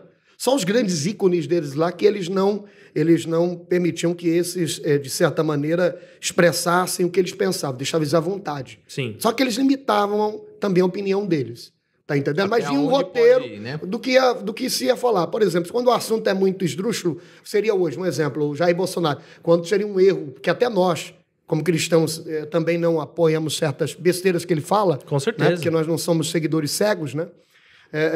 Não somos vassalos. Aí o que acontece? Aí eles colocavam ali aquele roteiro lá para o jornalista, porque aquilo lá, o jornalista ele ia criticar também. Então ele criticava. Mas tem sim, a parcialidade é uma realidade. A Jovem Pan ela é uma marca de imparcialidade, né? Não tem esse negócio de apoiar esse ou aquele, né? Agora, é lógico que quando se trata de políticas públicas da esquerda, eles... Batem, né? Batem mesmo, né? Eu acompanho o jornal de manhã. Aí o Marco Aurélio, desculpa interromper. Pode falar, pastor. Ele pegou e disse, ele falou que o Cássio Nunes deve ser muito religioso para liberar igrejas. Aí veio uma hoje ela é youtuber, né? A Leda Nagler. Acho sim, que é assim que fala o nome dela? Leda. Ela pegou e comentou lá no Instagram assim, e o senhor deve ser... muito bandido para liberar traficante. Tome. O cara libera o maior traficante do Brasil. Pô. E aí o outro relaxa para a igreja. Outra coisa, gente. Eu sou terapeuta. Eu vou falar dentro de uma questão de dados aqui. Os cultos já foi comprovado pela OMS. Quem gosta de falar OMS, Organização Mundial de Saúde. Então tome. Culto já foi comprovado. É terapêutico. Não vem com essa história que é meia dúzia de abilolá dentro de uma igreja, dentro de um salão de 4 paredes, que quem está de fora e não conhece acha que é isso. Eles dizem que é espiritual aquilo lá. Ei, escuta, a missão primária da reunião é espiritual, mas também é terapêutico. Com certeza. Então, nesse tempo, a assistência terapêutica é a mais importante para tanta gente que está deprimida e desalentada. Agora, olha o dado científico que eu estou aqui falando e vou chegar nele. Nós somos aconselhados na nossa igreja, fazemos por um médico. Ele falou, olha, para vocês terem certeza que vocês estão se reunindo com segurança e não está havendo surtos de Covid dentro da igreja, faz o seguinte, façam um mapeamento sanitário. Nome, telefone de todo mundo que chega na igreja. Durante a semana, apareceu um caso entre os participantes de domingo. Um exemplo, ontem pegamos nome, telefone de todo mundo. Aí, um exemplo, o Luciano esteve no culto, apareceu com sintomas, 3 dias depois faz o teste, porque dias depois, confirmou na quinta, Covid. Nós temos o distanciamento de 1,5 m de cada participante que o Luciano teve, mas nós vamos fazer ali um levantamento para saber, dentro de 4 metros quadrados, quais foram as pessoas que estavam ali próximos do Luciano. Tá ok? Sim. Desculpe, 4 metros quadrados, não. Nós vamos fazendo um raio de 10 metros quadrados. E ali, todos os participantes que estiveram naquele raio. Vamos fazer esse levantamento e nós vamos participar. Eles que o Luciano entrou na igreja assintomático, depois apresentou os sintomas. E vamos acompanhar para saber se eles tiveram sintomas. E eles vão ficar alerta, porque se aparecer sintomas, tem que procurar já o serviço público. E aí já entra de quarentena. Quarentena. Exatamente, quarentena. Quer saber? Desde 2020, tivemos casos de pessoas que entraram assintomáticas no templo, mas não houve um caso de transmissão, um para o outro. Sim. Mas tem uns microfones. Cada microfone, por exemplo, o meu que eu presido o culto, só eu falo com ele. Os outros, acabou de usar, são vários. Tem alguém lá de luvas, que já higieniza totalmente o microfone com álcool 70. Sim. E o próximo participante que pegar tá limpo. Pega limpo. É assim também na... Não houve um caso de alguém que passou para alguém lá dentro. Sim. Pastor, se eu peguei dentro da minha casa, que é onde está o surto. Está dentro das casas. Porque dentro de casa relaxa. Um membro sai para fora, ou alguém vem te visitar. Foi o meu caso lá.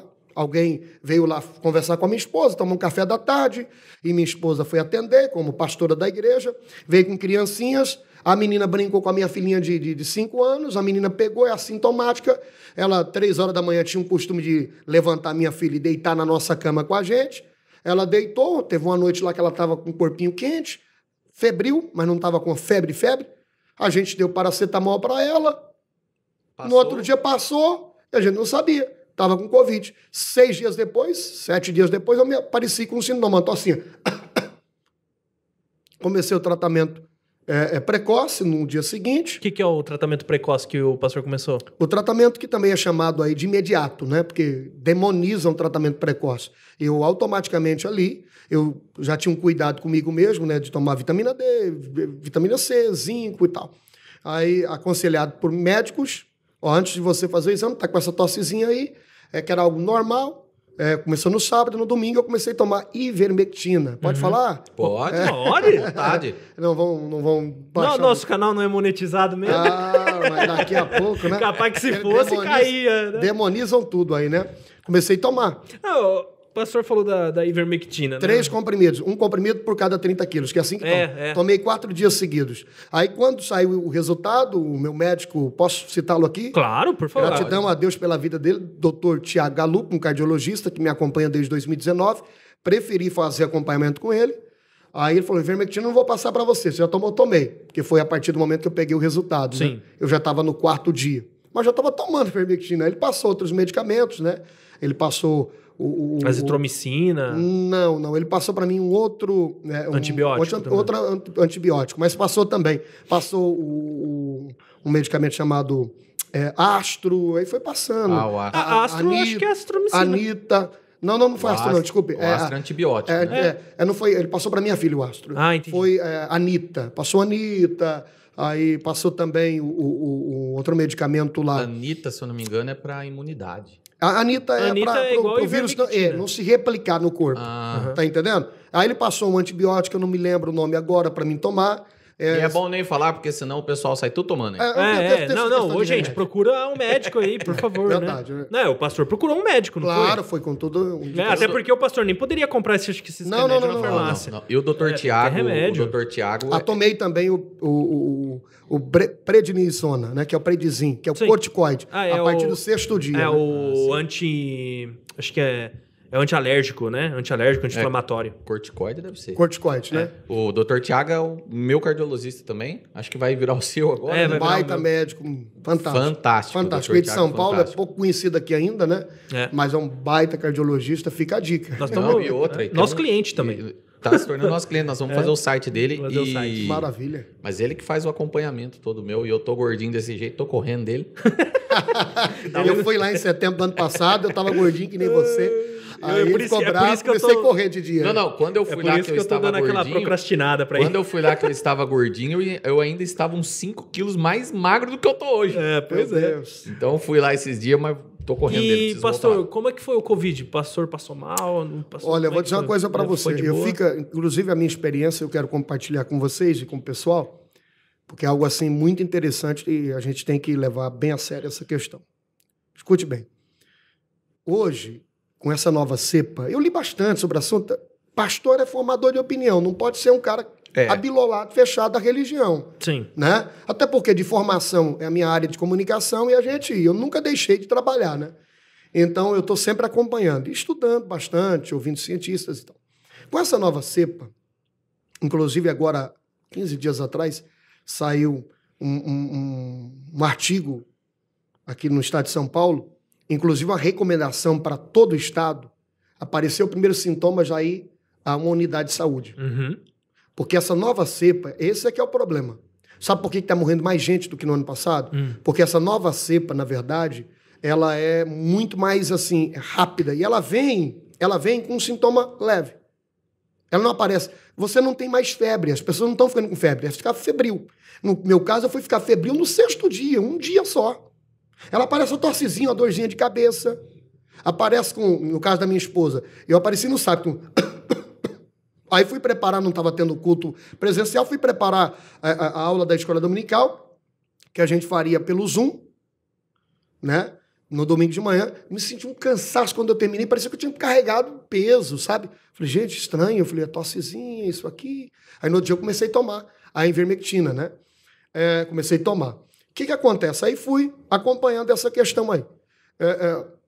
Aí falei, não deve ser Covid, não. No domingo estava legal, fui para o culto online, poucas pessoas que estão lá, a gente não tem contato, fica distante e tal. Preguei no culto online e tal, estava bem, aquela torcinha. Na segunda, corri, né, ao ar livre, não senti nada, 4 quilômetros. Correu? Corri, 4 quilômetros, não senti nada. Só que a torcinzinha. Só que na segunda, minha esposa, ânsia de vômito, diarreia. Aí eu falei, não é Covid não, né? De vômito, diarreia. Ano passado, se falasse isso, falava que era virose. Corri na terça, normal. Na terça, minha filha, a mais velha. Problemas com paladar e olfato. Desapareceram. Aí já acendi o alerta. Aí foi quando eu entrei em contato com o Dr. Tiago, que eu estava tomando ivermectina por indicação de outro médico.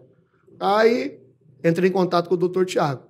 Foi quando ele falou, começa a tomar isso aí, mas pode ser Covid. Mas tem que fazer o exame. Eu fiz o exame na terça, só que pelo SUS ia demorar muito. Na quarta eu paguei. Na quarta eu corri de manhã, porque é um lugar onde não tem casa, não tem nada, não tem contato com ninguém, um ambiente onde eu corro. E aí, quando a quarta eu cheguei, normal, sem sentir nada. Quando eu entrei dentro de casa, eu senti um estremecimento no corpo. Aí, para você ver, é aí onde as pessoas... Eu sou jovem, né? Tossezinha, dor de cabeça, não é Covid, não. Aí, quando ela vai procurar o médico... A coisa já o pulmão já está comprometido. Entendeu? Já está comprometido. Esse é o grande problema. Por isso que mudou a recomendação do Estado no que tange a saúde. Primeiro sintoma, dorzinha de cabeça, já procura. Para ter o quê? Para ter... Tempo ali, né? O atendimento, né? A gente vai falar do tratamento precoce de novo, né? Para ter o quê? Eles usam aqui no estado de São Paulo, que é uma covardia, né? Acolhimento precoce. Porque você não pode falar muito disso, né? Que o pessoal exatamente. tem um preconceito. Então, eles acolhem e já começam a passar a medicação já. Né? O que muda, né? Mudaram só o nome da palavra. Por que pararam? Para diminuir as mortes.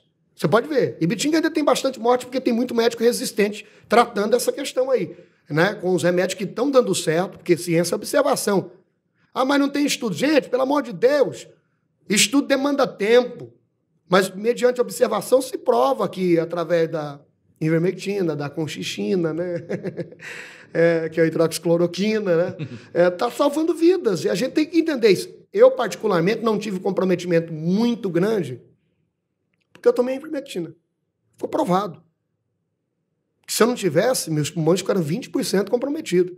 Eu não tive falta de ar, não tive nada. Meu pai Esse também. é o problema. Meu Esse, pai também. 20%? 20%. Mas ter falta de ar, alguma coisa? Começou com uma falta de ar, mas eu acho que já estava tomando ivermectina também. E aí tomou mais uns antibióticos, né? E Entrou foi com pra os casa. antibióticos, tudo. É, o doutor Tiago falou para mim que o laudo foi errado meu. Você falando isso, eu até acredito. Porque o doutor Tiago, ele é um cardiologista especialista em imagem. Né? Ele veio de São Paulo, lá ele trabalhava, se não me falha a memória, no Hospital das Clínicas, como cardiologista, e ele trabalhava, ele era especialista na questão de imagem.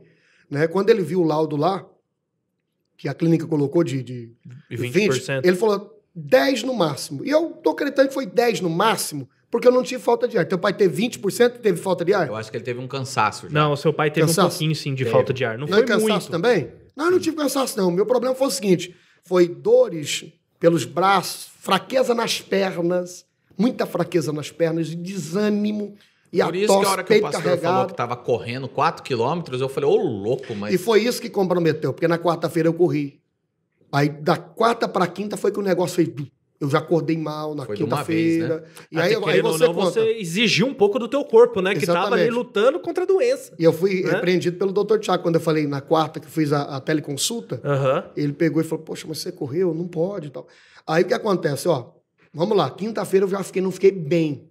Já fiquei meio fraco. Na sexta eu não tive condições de ligar o computador do meu escritório para preparar um negócio lá que eu preparo. O pastor foi piorando, então. Piorando. Mas olha o perigo. Primeiro dia, sábado. Sábado 1, domingo 2, segunda 3, terça 4, quarta 5. Foi o dia que a gente pagou o exame e pegou, porque na terça tinha feito. E começamos, só que eu estava tomando ivermectina até quarta-feira, correto? Quarta-feira, que eu comecei no domingo, que foi o segundo dia do sintoma. Olha para você ver que coisa complicada. E aí onde as pessoas elas acabam chegando no hospital e já indo internado e entubando. Se eu não tivesse tomado ivermectina no segundo dia, foi no domingo, quando chegaria na sexta-feira que eu já estava mal, que seria sexta-feira, no caso, já seria o sétimo dia, é isso? Sim. Né? Sábado é esse mesmo. Isso. O que acontece? Eu já estaria em estado muito complicado, muito difícil.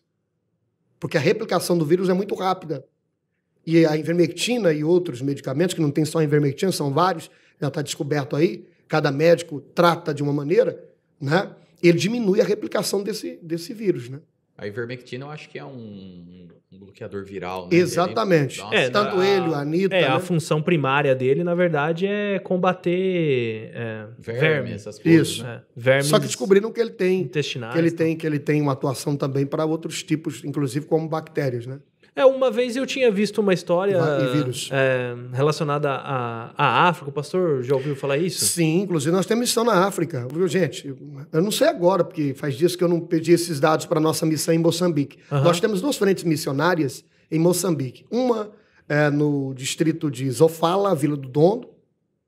Aliás, na província. Província de Zofala, que seria equivalente a um estado aqui no Brasil. Província de Zofala. Distrito seria equivalente a cidade. Né? É Vila do Dondo, e outro lá na província da Zambésia, no distrito do Quelimane. E conversando com os nossos missionários lá, eles disseram, até aquele dia lá, só tinha 290, há uns 2 meses atrás, 295 casos de morte de Covid-19 em Moçambique. Por quê? Porque em Moçambique, anualmente, a OMS distribui milhões e milhões e milhões de comprimidos da ivermectina com o propósito de tratar vermes e tantas outras moléstias que comprovadamente, cientificamente...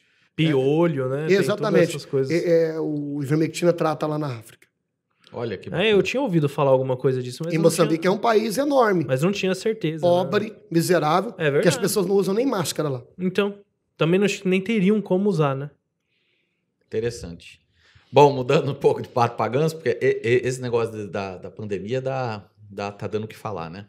Tá uma confusão. Eu me sinto Sabe quando você tá tentando andar numa pedra de gelo, parece que seu pé escorrega e você não anda nem pra frente e pra trás? É como eu me sinto. Parece que tem alguém puxando de um lado, outro puxando do outro. Eu não sei se eu acredito no daqui ou no de lá. O daqui fala uma coisa, o de lá fala outra. Aí eu sou cético pra tudo, porque eu concordo com o pastor que a gente não deve ser cego pra ninguém. Exatamente. Né? Então eu procuro ver todos os lados, mas eu sinto que todo mundo tá atrás do seu próprio interesse. Sim. E eu não acredito que tenha ninguém realmente preocupado com a gente. Tá complicado. Eu tô meio cético. E né? o Brasil, conversando com outros companheiros de outras nações, né? O Brasil é o único país que politizou. Que politizou essa questão. Gente, pare e analisa. É só você olhar para as outras nações. As outras nações, quem está simplesmente, nesse momento, tomando as rédeas da pandemia, são os cientistas, né? A linha de frente ali, os seus ministérios da saúde. Aqui, político toda hora falando, cada um puxando, né, para o seu lado e tal. Uma politização terrível. Aí, por outro lado, tem aqueles chamados negacionistas, né? Que tem muitos cristãos que são negacionistas. Inclusive, antes de até pegar a Covid, eu fiz uma transmissão ao vivo pelo meu canal do YouTube, que teve uma participação até boa, para tratar dessa questão, né, sobre a vacina, porque eu ouço muito cristãos falando que não vão vacinar. Gente... O método da vacina... Pega a Covid para ver. Pega. O método da vacina, inclusive a vacina que nós temos aqui, que é a Coronavac do estado de São Paulo, é um método que ela foi criada muito antigo, que nós tomamos vacinas para tantos outros problemas, desde criança, o método da criação. Aí fica criando aquelas histórias, né? Porque no Brasil eles gostam de criar histórias, né? É um negócio de histórias que é uma coisa atrás da outra. E com isso vai desmotivando as pessoas a tomar a vacina. Né? Recentemente saiu um estudo lá na Inglaterra sobre reinfecção, que também é outra questão que de certa maneira, é bastante debatida. Né? A reinfecção? A reinfecção, desculpe. A reinfecção. É você, pegar, depois pela segunda vez. Se curar e pegar de novo. Exatamente. No Brasil, houve muitos casos que disseram que era reinfecção, que não era. Está mais do que comprovado. Aquele teste rápido, que não estão nem usando ele mais, né, que é um tabletezinho e tal, colocava lá o sangue e um líquido. Depois descobriram que ele podia dar errado várias vezes se a pessoa tivesse imunidade baixa, falta de vitamina D e tal, isso comprovadamente. Então, houve muita gente que foi tida como Covid, que, por exemplo, chegava lá numa clínica, aconteceu com a minha irmã, que é enfermeira, chegou na clínica, fez o teste dela, aqui em Bitinga. Aí fez o teste, já está com anticorpos. Minha irmã pegou o vírus agora, depois de mim. Não teve nem contato comigo, pegou agora, trabalhando, porque ela é enfermeira, pegou agora.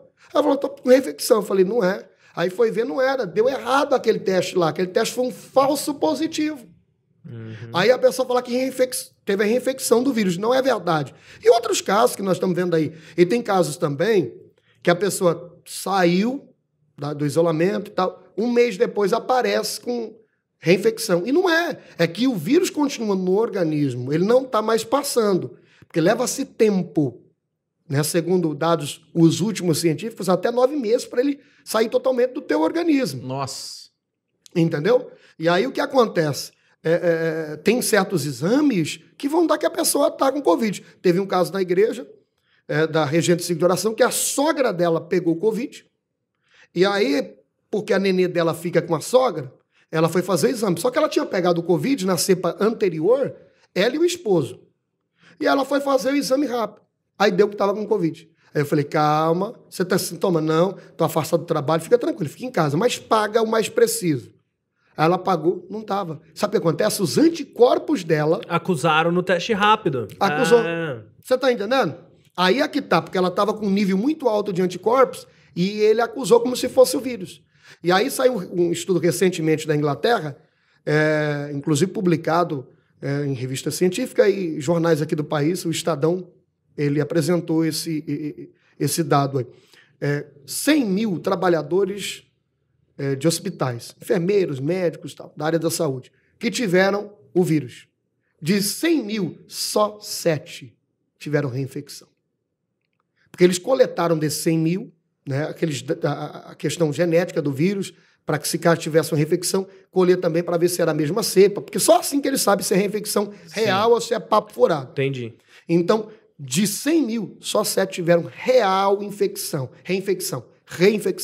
Então, o que acontece? Foi provado que durante 7 meses, porque o estudo foi de 7 meses, porque Sim. a gente tem pouco tempo para observação. O Covid-19 é um vírus de 2020, Sim. que está circulando nos países europeus, né, e aqui no Brasil. Então, é algo muito recente. O tempo de observação e estudo é muito pequeno. Então, durante 7 meses, está mais do que provado que a reinfecção ela é caso raro. E nesse estudo chegou à seguinte conclusão: 86% de proteção tem aqueles que já tiveram o vírus.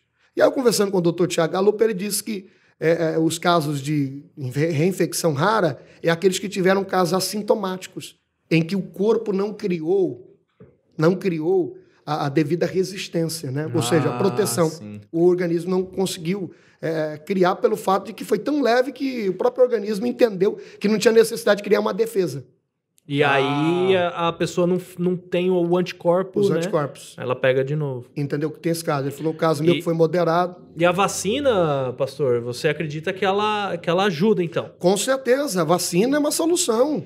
E ela provavelmente deve impedir também em caso de reinfecções, né? No caso, quem a Sim. toma, né? Fica protegida. Será que das outras cepas também? Olha, estudos recentes comprovaram que tanto a Coronavac como também a AstraZeneca, AstraZeneca, que tá né? Ambas, elas conseguem anular o vírus até mesmo dessas novas cepas, né? Foram estudos científicos que foram presenciados. Uma coisa que é até interessante falar aqui, que a gente precisa deixar claro isso, porque há um grande problema correlacionado a isso. E aí é onde as pessoas não entendem. A eficácia da Coronavac é de 50%, pouco mais de 50%, que é o recomendado, no mínimo, pela OMS. O que isso acontece? Por exemplo, digamos que aqui nós estamos em 4, né? Tem a jovem que está ali na produção, estamos nós 3 aqui. Digamos que os 4 tomem a vacina, tá? Dos 4, 50% pode pegar o vírus. O vírus está circulando, um exemplo aqui. 2 pegam e 2 não. Então, metade está protegido.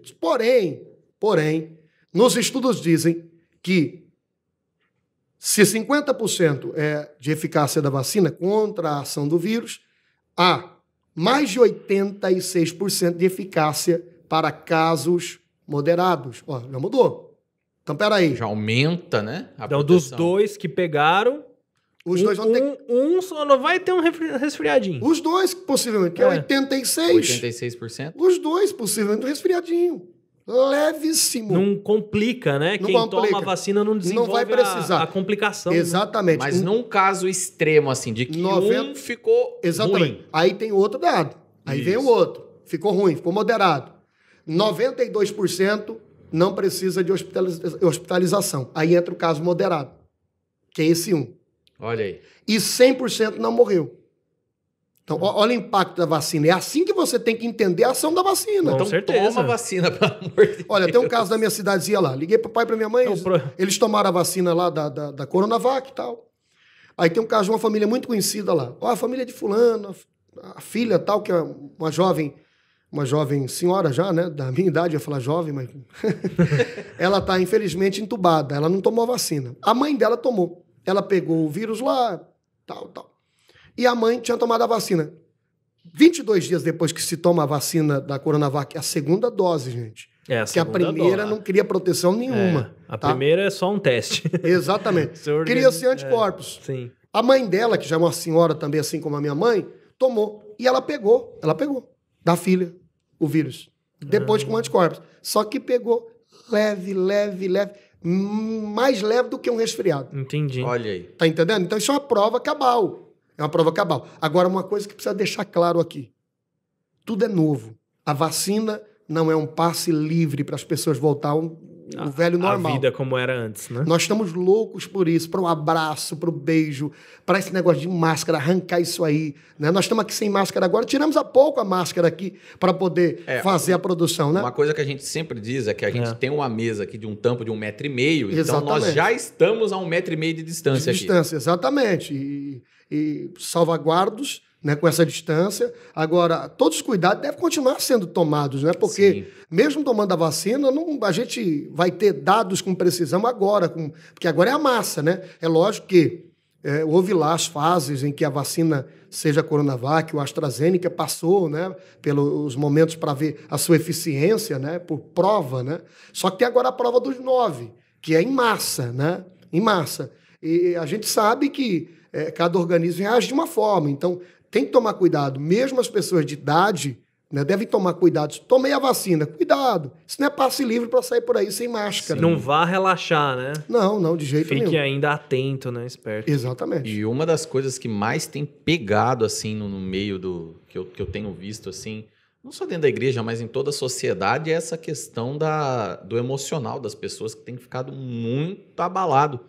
Tem gente que eu vejo que entrou em depressão. Sim. Porque fica lá o dia inteiro na televisão, só vendo desgraça, vendo aqueles dados terríveis, né? E uma coisa que a gente comentou até no episódio passado é que você imagina se o SUS ia aguentar a cuidar de todas essas pessoas que estão sendo cuidadas pelos pastores de igreja agora. Aí é que está a grande verdade, que não tem o reconhecimento do Estado. Exato. Porque, diga-se de passagem, você tocou numa questão aí muito séria. Pega todas essas pessoas que vão procurar os pastores e joga lá no SUS. Gente, vou falar um negócio para você. Quando suspendeu os cultos, nós deixamos a igreja aberta, né? Das 19 às 21h30. Casos de pessoas desesperadas, paravam o carro no meio da rua, pessoa que nunca foi crente, nunca entrou na igreja evangélica, queria se matar. Mas por quê? Olha aí. Porque estamos vendo isso acontecer, morreu um amigo meu e tal. Sabe, sem contar os que frequentam a igreja. Hoje, os casos maiores são desalento, desesperança, pessoas deprimidas, depressivas. Os problemas que eu estou mais cuidando. Mais do que dobrou essa questão de números de pessoas com problemas emocionais. Crise de ansiedade. Crise de ansiedade. Nós estamos encharcados de más notícias, gente. Porque é o seguinte, eu vou falar de novo da mídia, né? É a minha área de atuação, grande parte da minha vida, Normal. né? Então eu posso falar. O que vem de notícia, o pastor Wesley? Notícia ruim. É triste, mas é verdade. A gente vê, por exemplo, quando tem... aqui na cidade nós temos ali o portal de notícia, né, da rádio, né, ou algum vídeo e tal. Qual que é a matéria que você vê que é compartilhada, que todo mundo manda no Whats, que dá lá não sei quantos mil visualizações, quando a desgraça Eles podem dar- é a maior possível. Eles podem dar 30 notícias boas. É. Quando dá uma ruim, Tá vendo? Um É que ela que alguém vai. conhecia, que fez uma atrocidade ou um acidente muito grave, e aí todo mundo corre lá pra ver. Essa é uma grande verdade. É isso. Então, hoje, para vender notícia, precisa do quê? De desgraça. Só que aí que está o problema. Nós estamos encharcados de más É notícias. que só tem desgraça, né? Não tem mais Entendeu? nada. Você pode ver, quando fala, tá vacinando muita gente. Aí vem aquela notícia, né? Mas fulano foi vacinado e morreu. Só que aí tá lá o título, a pessoa, meu Deus, morreu. O Agnaldo Timóteo estava vacinado. Tomou a segunda dose da vacina, mas morreu de Covid. O que adiantou?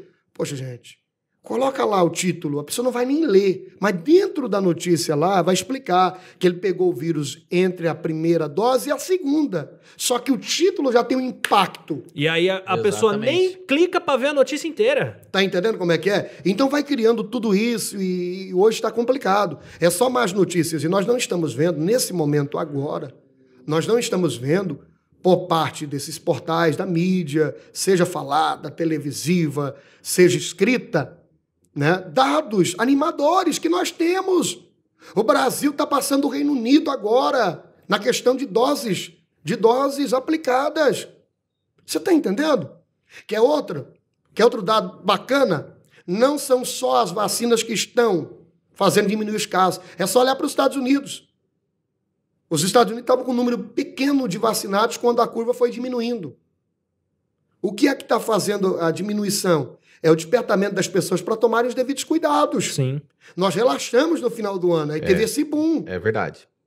Entendeu? Se a gente voltar a tomar cuidado, aí depois no meio desse boom em março, o povo começou a se cuidar. Assustou, né? Assustou. O que aconteceu agora em 2021. É porque né? começou a morrer pessoas próximas. Aí voltou a se chegou, cuidar né? em A março. verdade é que chegou aqui. Aí né? nós estamos sentindo no final de abril o reflexo da curva. Isso aqui não é a vacina ainda, gente. Isso é cuidado. O segredo é o cuidado, né? A gente se prevenir. Exatamente. Se prevenir, até porque o Covid ele reage em cada organismo de uma forma. Vou tirar por mim um exemplo. Minha esposa jovem, não é uma pessoa obesa, nada disso, mas ela é sedentária. né? Foi caminhar comigo, não conseguiu. Antes do Covid, eu caminhava 1 quilômetro de segunda a sexta e corria 4, sem parar os 4. Depois do Covid, estou voltando agora, devagarinho. E para você ver, minha esposa foi fazer o raio-x do pulmão, no momento do isolamento, 5% comprometimento. Ela sentiu sintomas moderados como eu, mas mais leves do que meu. E eu praticamente levando uma vida de atleta, só para você ver. Tive um moderado um pouco, sabe? Sim. Mais florido, como dizem os médicos, né? Então, cada organismo reage de uma forma. Nós tivemos pessoas jovens aqui, lamentavelmente, garotos de 26 anos, morrendo. Então, não pode brincar. E por que hoje está tendo esse boom de internação entre os 20 e 39 anos? Por quê? Porque aparece sintomazinho, a gente quer pensar, não é nada não. Aí vai deixando. Quando vai procurar ajuda médica, já está arrebentado. Aí não tem como correr atrás depois. Exatamente. Né? Vamos ter que se cuidar, gente. Tem que se cuidar, porque senão a coisa fica terrível depois. Mais alguma coisa? Mais alguma coisa, pastor? A gente está numa conversa tão boa aqui, né, cara? Estou aqui à disposição dos senhores. Mas é verdade, é uma conversa boa e a gente vai falando. O pastor quer deixar algum recado para os irmãos da igreja? E também para a nossa audiência. E para a nossa audiência aí na nossa cidade. Que maravilha. Para mim, primeiramente, volto a repetir, né? Foi um prazer poder estar aqui com vocês. Eu acompanho o canal de vocês. Poxa, cara, cada entrevista top das galáxias. Muito bom. Obrigado. Obrigado, pastor. E é muito bacana, né? Essa interação. E parabéns pelo trabalho que vocês têm desenvolvido. O canal, ele tem acessado os lares, especialmente nesse momento agora de assuntos de tamanha relevância, né? E com bastante clareza, com opinião própria.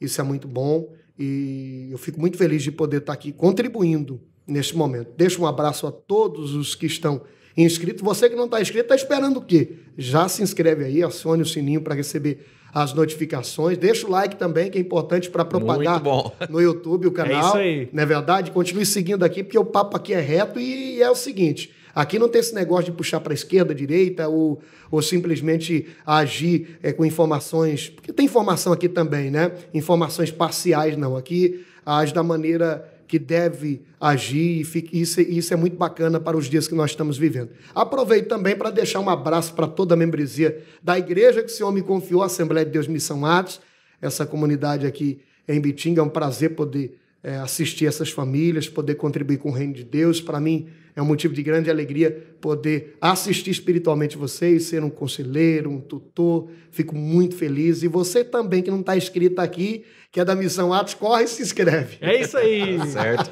Grande abraço aí a todos que vieram pelo Pastor Edgar. É verdade. E também tem o link do canal do Pastor Edgar aqui na descrição. Dá uma procurada lá, se inscreve lá. Que todo dia o pastor tá mandando? Eu estou subindo vídeos 2 vezes por semana. Uma é pregação e outra é reflexão. Legal. Então, você já consegue acompanhar tudo lá direitinho no canal do pastor. E o programa do Pastor na TV Cidade, de que dia? Todos os sábados às 13h45, TV Cidade, canal 47.1, é aqui de Bitinga, né? Você que da região pode acompanhar o programa, tem reapresentação em nossos canais das mídias sociais. Facebook, 15 horas. É só você procurar lá, facebook.com, AD Missão Atos, é a fanpage da nossa igreja, curta e nos siga. E também no YouTube, no nosso canal que foi preparado pela equipe aqui, ó, abençoada, né? O canal da igreja, que é o Missão Atos Play, tá ok? Procure aí também no YouTube, aproveite por gentileza, permita-me procurar lá. Opa. Missão Atos Play, Atos com TH. Se inscreva, acione o sininho, às 15 horas de sábado tem um programa Crescendo em Graça. Muito legal. E para a gente terminar, se você nos acompanhou até aqui... Muito obrigado. Muito obrigado, né, pela sua presença. Faz aí o que o pastor falou. Deixa o sininho aí das notificações, se inscreve no canal se ainda não estiver inscrito. E nós também, a gente podia trazer um padre aqui qualquer dia, né? Com certeza. Dá uma ideia aí pra gente. A gente não tem muito contato, mas eu tenho certeza que alguém aí pode ter aí e ajudar a gente. Eu já ouvi falar de alguns nomes aqui. Deixa aí pra gente aí, passa o contato de alguém que você acha interessante e que você queira ver aqui com a gente. Manda o contatinho aí pra gente que a gente já vai mandar um recadinho pra ele lá, pra ele vir aqui bater um papo com a gente também. E qualquer outra pessoa, né? Claro, com certeza. Qualquer pessoa que você conheça aí, que você queira ver a história dela aqui, manda o contato pra gente que a gente já entra em contato com ela. E agora, para terminar, vamos falar daqueles brabos Vamos lá. que ajuda a gente aqui. Detecta monitoramento de alarmes. Deixa eu colocar aqui o negócio. É interessante que quando você vai falando da Detecta e o vídeo vai rolando lá, vai aparecendo o que você está falando aí. Ah, é? Muito bom, cara. Então vamos lá. Detecta monitoramento de alarmes 24 horas e rastreamento de veículos. Sistema de segurança e monitoramento 24 horas para sua casa, sua empresa e até a sua propriedade rural. Toda a linha de CFT, ou seja, aquelas câmeras com acesso remoto via celular. Pelo celular mesmo você vê. Na Detecta, você também tem a proteção de muros, com cercas elétricas, sensores perimetrais e concertina clipada dupla. Na Detecta, o monitoramento é mobile. Segurança não é força, é estratégia. Detecta monitoramento 24 horas. Peça um orçamento sem compromisso. Temos então aqui telefones e links, todos na descrição e na tela, e também QR Code que você pode estar aí escaneando com o seu celular. Mais informações, detectamonitoramento.com.br. Abraço! Olha que legal, ficou certinho com o comercial lá. Eu fui dando um tempinho agora para ver se encaixava. E legal que quando você falou desse negócio aqui, parecia alguma coisa de... Cadê? Qual? As concertinas clipada dupla, não parece aqueles negócio de Olimpíada? Salto duplo carpado. Sai fora, pular esse negócio aí, ó. Isso aí não dá pra pular, não. Melhor deixar quieto. Isso daí é do mal, velho. E nós temos do mal também... não, já falei. É do bem. É do bem. Livra o mal. É do mal, quem vai querer pular isso aí. Exatamente. E nós temos aqui também o Gedielson Rodrigues, Engenharia e Arquitetura. Casas de alto e médio padrão, construções que vão desde o projeto arquitetônico até a finalização da construção. Faz o acompanhamento e indicação da escolha do melhor terreno. Aquele terreno que tem a melhor posição do sol, melhor caída, melhor aterramento. Se tem poste ou não na frente, boca de lobo, ele ajuda você a escolher o melhor terreno para você executar o projeto da sua casa. E o mais importante é que ele é engenheiro. Se você contratar um arquiteto, dependendo do projeto, você vai precisar de um engenheiro aí para aprovar a construção da sua casa. O Gedielson, ele já é engenheiro e arquiteto. Então, com ele, você já faz tudo, do começo ao fim. Tá? Então, para a construção da sua casa, Gedielson Rodrigues, os contatos dele estão aqui nos links na descrição e também no QR Code que está aparecendo ali no cantinho da sua tela. Se você estiver no computador, fica mais fácil. Pega o celular, é só apontar para o QR Code que está ali. E mais uma vez, né, falando, o Gedielson já há muitos anos aí no mercado de trabalho aqui na cidade de Bitinga. É um pessoal de muita confiança. Certo? Certo.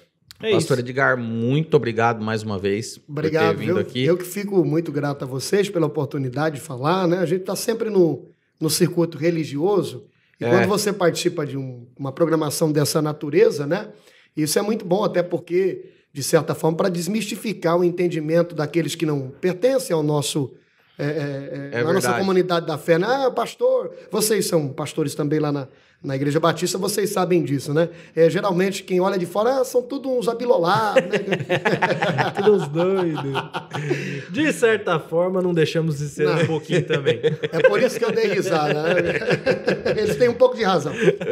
Eu costumo falar que crente não usa droga, não bebe, mas porque não precisa. Não é tudo meio doido mesmo. Muito obrigado por você estar aqui até agora com a gente. Esse foi mais um episódio aqui do Brabos Podcast. Eu sou o Luciano Nicola. Eu sou o Wesley Lourenço. E até uma próxima vez aí. Um abraço. Tchau, tchau.